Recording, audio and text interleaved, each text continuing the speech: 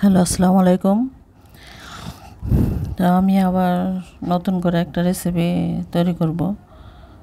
তো আমি জানি না আপনারা এভাবে খেয়েছেন কি না। রুই মাছ আমি যে আলু দিয়ে রান্না করব। তো এই যে পেঁয়াজ ভাজছি, পেঁয়াজটা ভেজে এটার মধ্যে মশলা দেব, পানি দিলাম একটু, তারপরে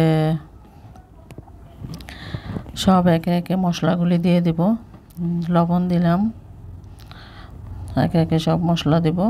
তো এই রুই মাছের পেটি, শুধু পেটিটা নিয়েছি। রুই মাছের পেটিতে কাটা কম থাকে, তো এই জন্য রুই মাছের পেটিটা নিয়েছি। অনেকগুলো পেটি জমা হয়েছিল। এই যে আলু ভাজাগুলি দিয়ে দিলাম মশলার মধ্যে, দিয়ে এরপরে ঝোল দিয়ে দিলাম। এই যে শুকনো শুকনো হলে তারপর একটু মাছগুলি দিয়ে দেব। মাছটা ভালো করে কষাবো, আলুর সাথে কষানো হয়ে গেলে তারপর আমি আবার ঝোল দেব, পানি দিব আবার। এইটা এখন হয়ে যাবে এটা। তো এই রেসিপিটা যদি একটুকু ভালো লেগে থাকে আপনাদের কাছে, তাহলে আমাকে শেয়ার করবেন, কমেন্ট করবেন। তো ভালো থাকবেন সবাই, আমার জন্য দোয়া করবেন। আমি যেন আরও ভালো ভালো রেসিপি আনতে পারি আমার এই চ্যানেলে। আমি নতুন ইউটিউবার, আমি ইউটিউবার হতে চাই।